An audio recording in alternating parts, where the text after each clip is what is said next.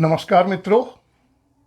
रोम रोम में राम रमे हैं जिनके, रोम रोम में राम रमे हैं जिनके, उनको जय श्री राम। मित्रों, आज एक बार फिर मैं राम मंदिर से जुड़ी हुई घटनाओं का या उस मंदिर पर उठने वाले सवालों पर चर्चा करना चाहूंगा।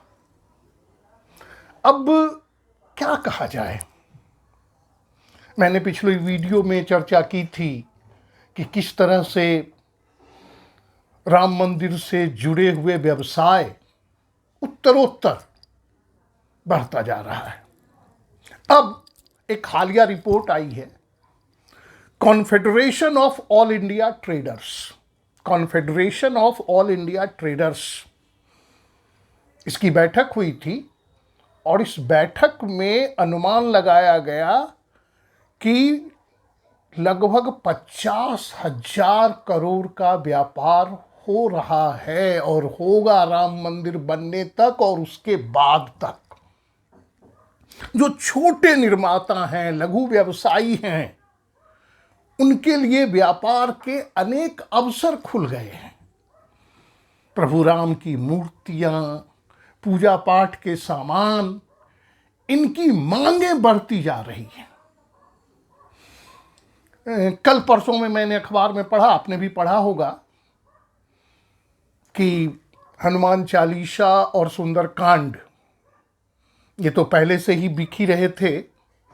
अब गीता प्रेस गोरखपुर वालों ने हाथ खड़े कर दिए कि अब वो रामचरितमानस की प्रतियां उपलब्ध नहीं करा पाएंगे।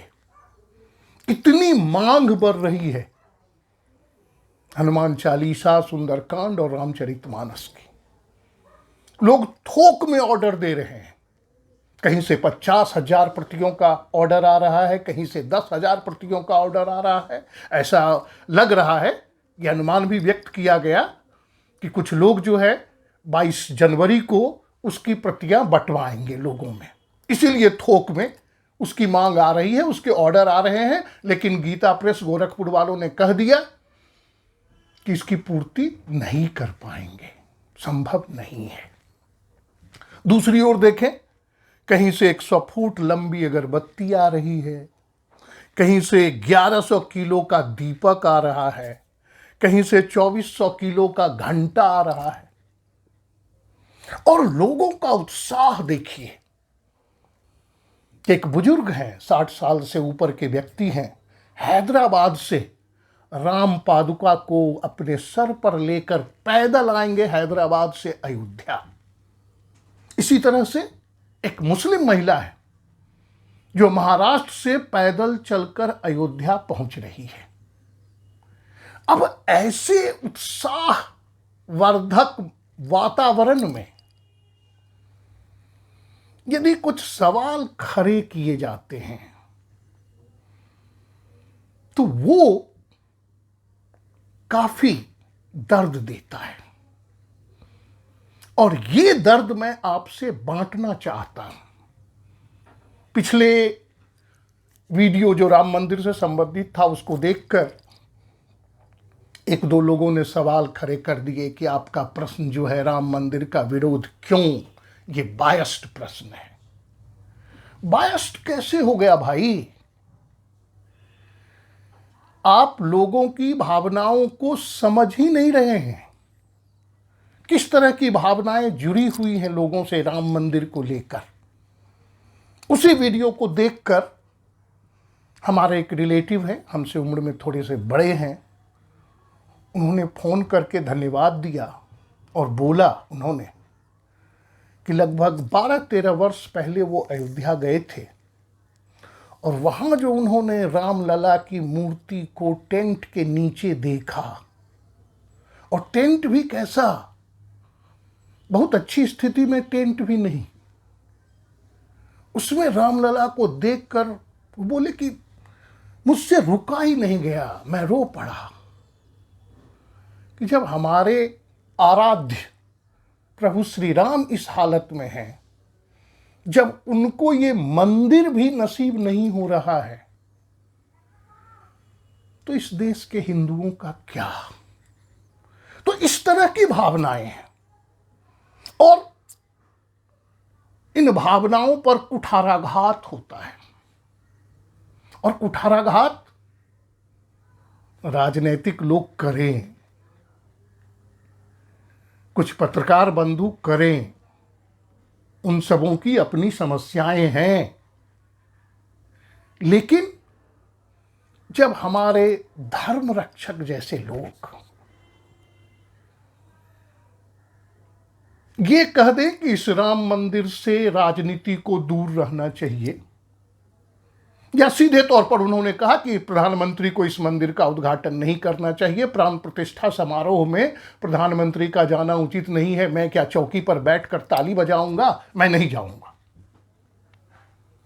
और इस सम्मानीय व्यक्ति के लिए कलकत्ता का एक अंग्रेजी अखबार लिखता है, proxy seer, self proclaimed Shankaracharya. मैं ऐसी बातों में नहीं जाऊंगा,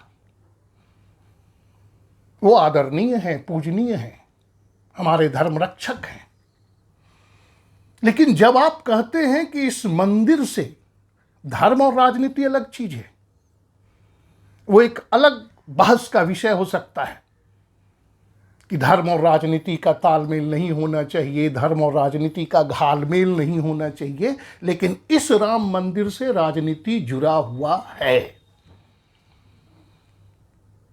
आप साधु संत नहीं बनवा पाए राम मंदिर। बीच में सुप्रीम कोर्ट ने कहा था ना, सुप्रीम कोर्ट के चीफ जस्टिस ने, ये कानून का मसला नहीं है, आप लोग आपस में बैठकर सुलझाइए। आप लोग नहीं सुलझा पाए, और अंत में कानूनी प्रक्रिया पूरा होने के बाद ही राम मंदिर निर्माण प्रारंभ हुआ, और अब अगले सप्ताह 22 तारीख को प्राण प्रतिष्ठा समारोह है, मंदिर का उद्घाटन है। तो दुष्यंत कुमार लिखते हैं, उनके एक गजल है, पक्ष और प्रतिपक्ष संसद में मुखर हैं, बात इतनी है कि कोई पुल बना है। अब मैं दिवंगत दुष्यंत कुमार जी से क्षमा चाहते हुए इसको मैं अपनी तरह से कहता हूं, पक्ष प्रतिपक्ष साधु संत मुखर हैं, बात इतनी है कि राम मंदिर बन चुका है।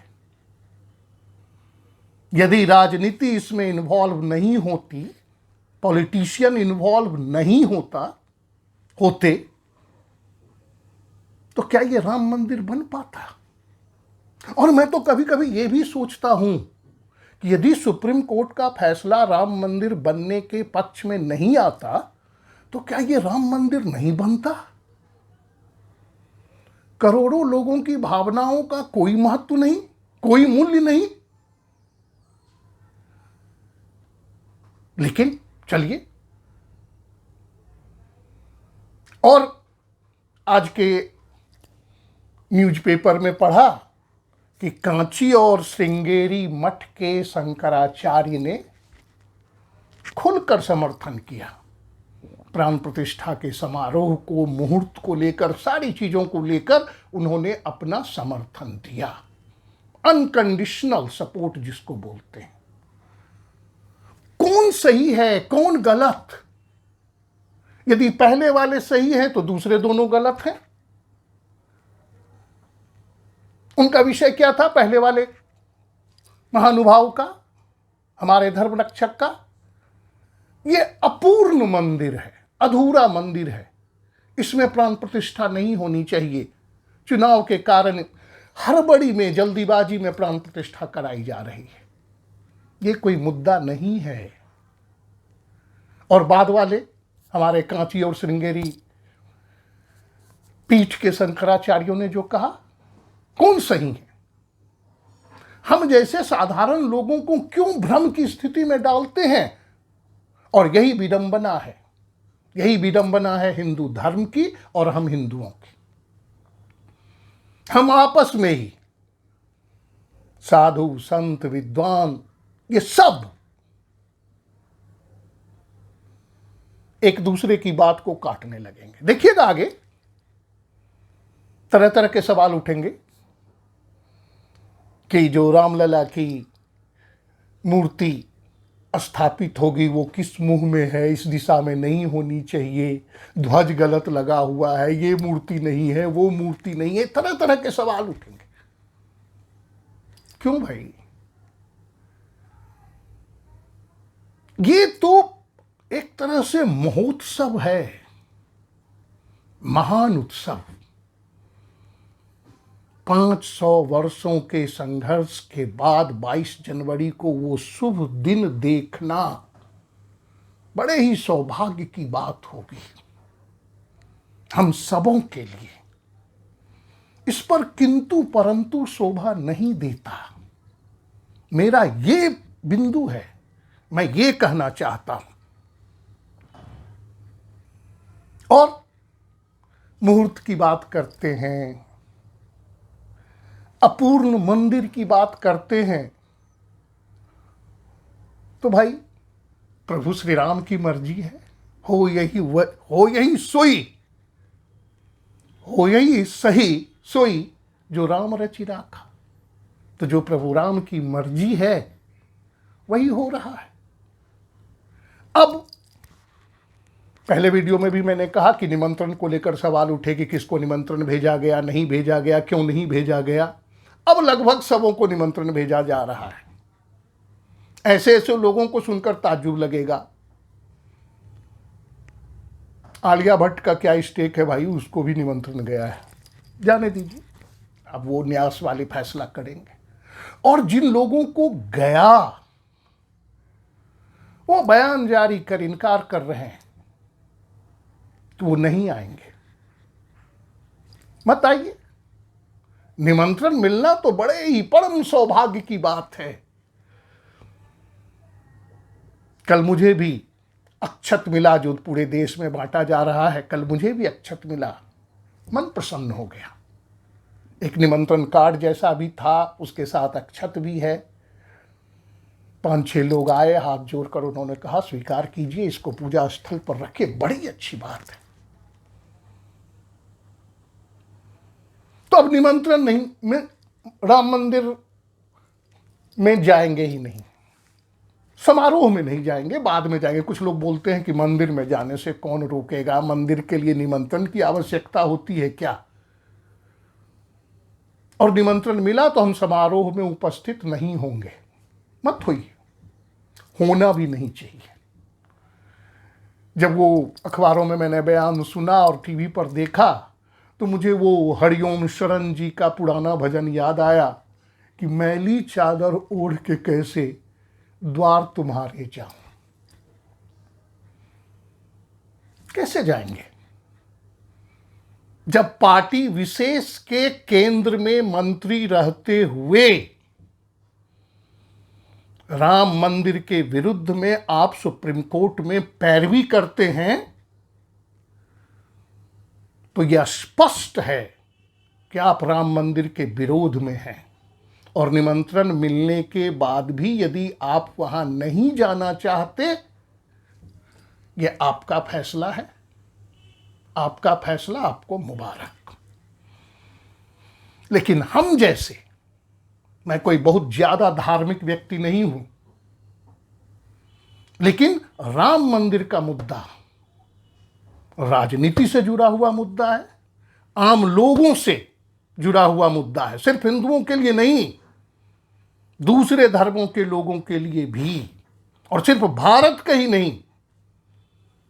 आप खबरों में जाइए, उनके डेप्थ में जाइए, विदेशों से जो उत्साहवर्धक समाचार मिल रहे हैं, लोग किस तरह से तैयारी में लगे हुए हैं उस दिन दीपावली मनाने के लिए। मेरा एक अनुरोध है, उत्सव मनाएंगे, मनाइए उत्सव, लेकिन किसी को इससे परेशानी ना हो। बदनाम हो जाएंगे, खामखा हम लोग बदनाम हो जाएंगे। और एक भय भी है, डर भी है कि कहीं कोई रंग में भंग डालने की कोशिश तो नहीं करेगा। शुरू तो हो ही चुका है। तो रंग में भंग जो यदि डाला गया तो बड़ा बुरा लगेगा, बहुत तकलीफ होगी। तो इस वीडियो का समापन मैं एक बार फिर दुष्यंत कुमार के गजल से करूंगा। हो गई हर घाट पर पूरी व्यवस्था, राम मंदिर के निर्माण के उस प्राण प्रतिष्ठा समारोह के विरोधियों को ये मेरा संदेश है। हो गई हर घाट पर पूरी व्यवस्था, शौक से डूबे जिसे भी डूबना है। तो नमस्कार दोस्तों, जय श्री राम।